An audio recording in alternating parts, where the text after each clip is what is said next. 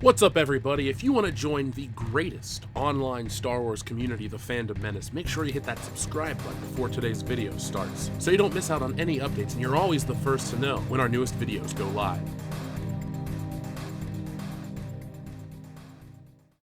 The following is a world-class Bullshitters exclusive. It's been over 548 days, as of this recording, since Star Wars The Last Jedi was released in theaters, and people are still trying to make excuses for the film. I know. Shocker. What's sad is how familiar this tactic feels. We've seen writers attempt to protect this film, we've seen actors attempt to protect this film, and we've seen doctors, and I use the term loosely, try to protect this film. Now, the people who like to call themselves journalists by defending this film until their last breath is no surprise. They live and die by access to Disney properties. They wouldn't dare bite the hand that feeds by being honest.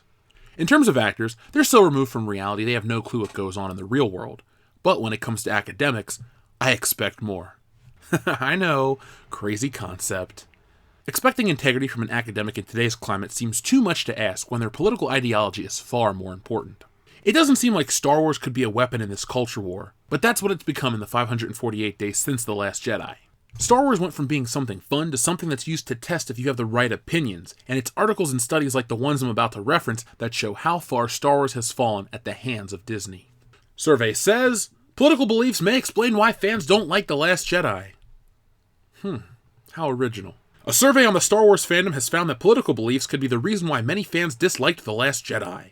Given how divisive The Last Jedi was, it should come to no surprise that Star Wars fans have pretty strong opinions about the 8th installment in the long-running franchise.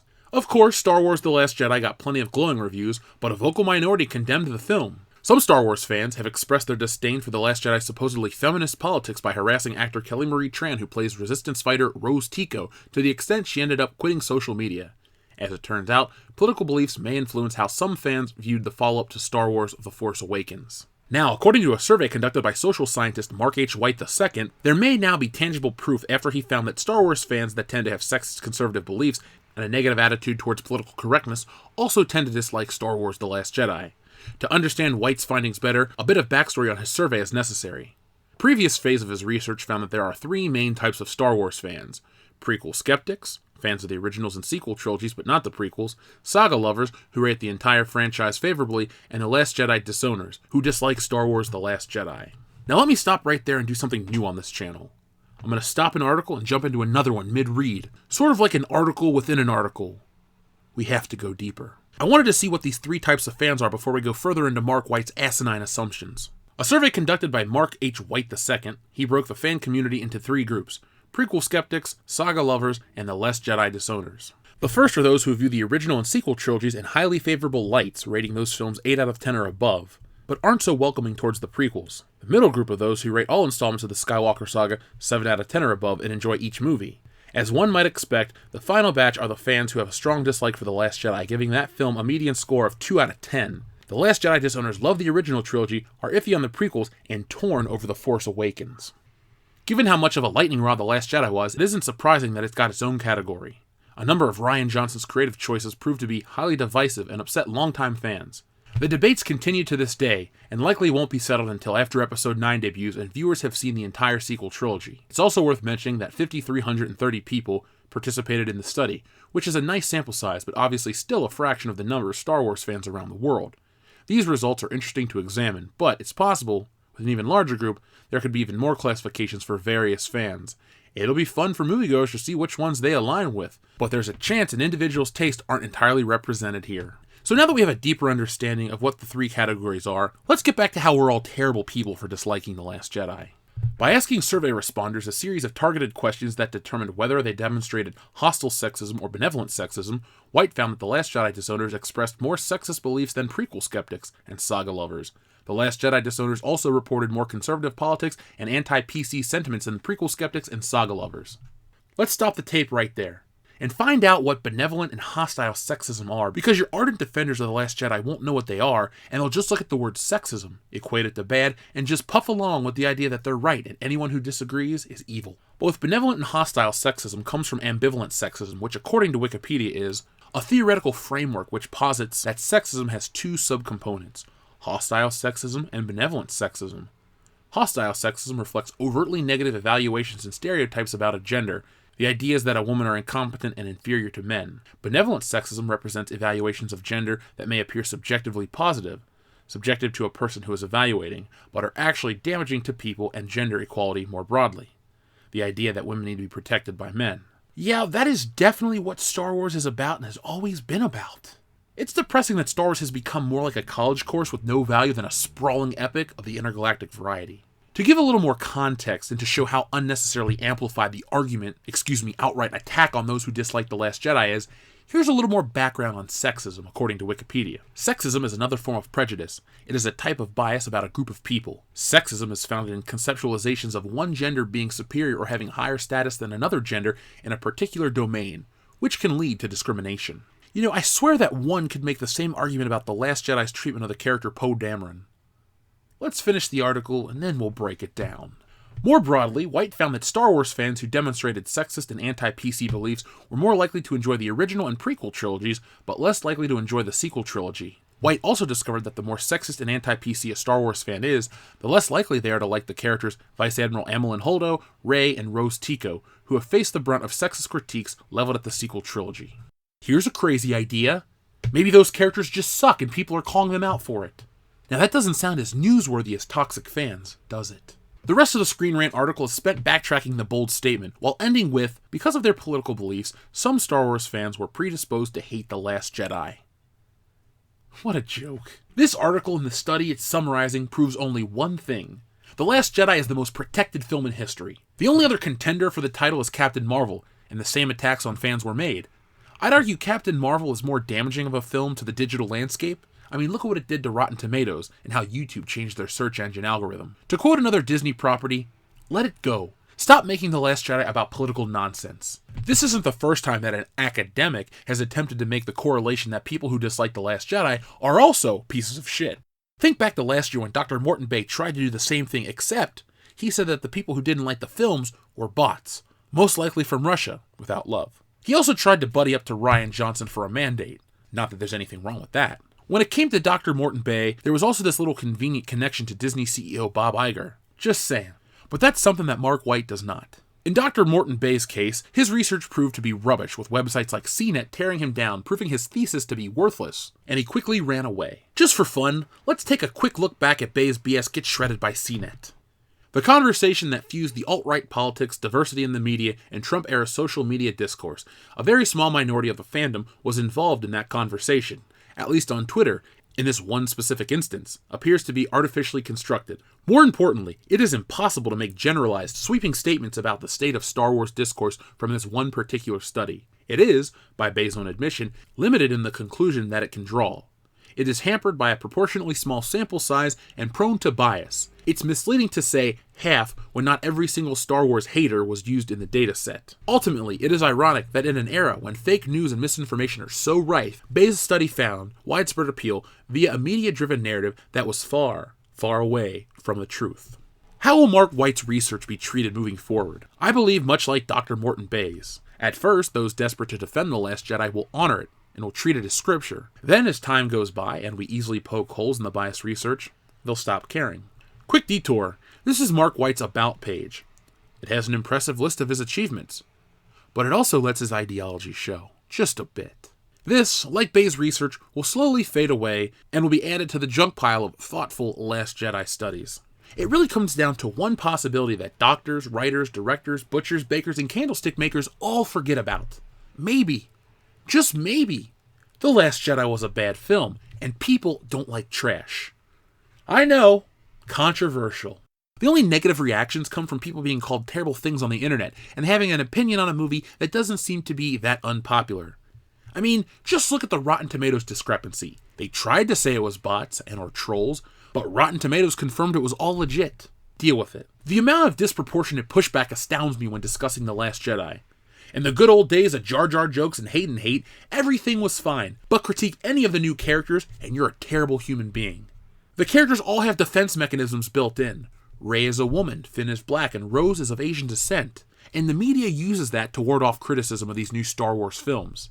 What they, the media, pronouns pal, hi Connie, fail to realize is that no matter what these characters look like, the fans are only judging them on merit, not their race or their gender, And when these characters are analyzed with those qualifiers thrown out the window, all you're left with is bad writing hidden inside a thin identity politics shell.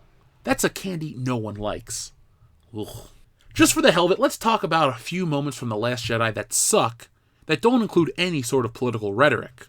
Poe's terrible mama joke, Finn's comedic squirting, green breast milk, Holdo is a person, an idea, and a maneuver. Canto bite, Kylo Ren's attire, Snoke subverting our expectations of a quality story, the lightsaber fight against the Red Rocket Guards, the Battle of Crate, the explanation that it's salt, not snow, the walkers, and much, much, much more. If you really need to see an indictment of The Last Jedi, watch a Mauler or a Robot Head video. They spent hours breaking down why the movie is trash on every level possible, and they don't need to belittle the ladies in the process. If those who didn't like The Last Jedi were such a small, vocal minority of fans, why is supposedly academic research being done to defend this film? Why is this still a thing? Why does there need to be an excuse made constantly? It's like The Last Jedi needs to be remembered as a great film, when in reality, it wasn't. It was a financial success, but it made about $750 million less than its predecessor. That means bad word of mouth and less repeat viewings. One would assume The Force Awakens would have grown Star Wars and made new fans, but this film had a lower box office, and the next film after that, well, that was an outright failure. As Episode 9 gets closer and closer, the hype and morale of Star Wars seems to be as tepid as ever. The discussion surrounding the new theme park was overpriced drinks, overpriced lightsabers, and disappointment at not being able to go for free. Star Wars used to be fun, it used to be a worthwhile endeavor. Now, it's in the toilet. You can't blame the fans who dislike The Last Jedi as the cause, because we're only a small vocal minority, or we're Russian bots, or we're sexist. You've heard it all before. Studies prove one thing. The Last Jedi is a failure in the storytelling department, and it's taking an army of idiots to disingenuously defend it through biased research. I have a radical, new idea. Maybe the people who are in charge at Lucasfilm should stop trying to fight their fanbase and beat them over the head with bad characters protected by political buzzwords. These people in charge of Star Wars are not the creators of Star Wars. They don't care about it, and they sure as hell don't understand how it works. They have infused it with a poison, and it's withering away and dying on the vine. There will never be one film that's truly immune to criticism that is loved by everyone, but you can be certain that by treating the displeased portion of the fan base with the disdain you have shown, you will only push them away. Permanently. So what do you guys think of this article, this study? I find it to be frustrating and annoying. I mean, we're in the middle of 2019 and they're still trying to tell you that The Last Jedi was a good film. And it wasn't. You can critique this movie for 1,000,001 reasons, and you don't even have to make fun of Rey for being a woman. She can be a bad character, much like Holdo was a bad character. It had nothing to do with her purple hair. Well, it was all to do with her purple hair, but it had nothing to do with the fact that she was a woman. She was just an unlikable character with a plan that sucked, and I'm not sad to see her go, but I'm sad that I had to see her in the first place. But it's funny how they're still trying to push the whole narrative that Kelly Marie Tran was bullied off Instagram by negative fans, and then when she comes out and talks about what happened, they ignore that. They used to try to say that Daisy Ridley was bullied off of social media by terrible Star Wars fans, and then she actually came out and said the reason why, because she doesn't believe in social media, that you should be raised in front of a camera type of thing. You can watch our older videos when we talk about it there. But they're trying to pull the same old bullshit. And this article is nothing new. It makes me wonder why it was written. Was it written solely to be discussed in one of the Fandom Menace videos? Maybe so. It's highly likely that more people will listen to this video than read the article. So congratulations on your free exposure.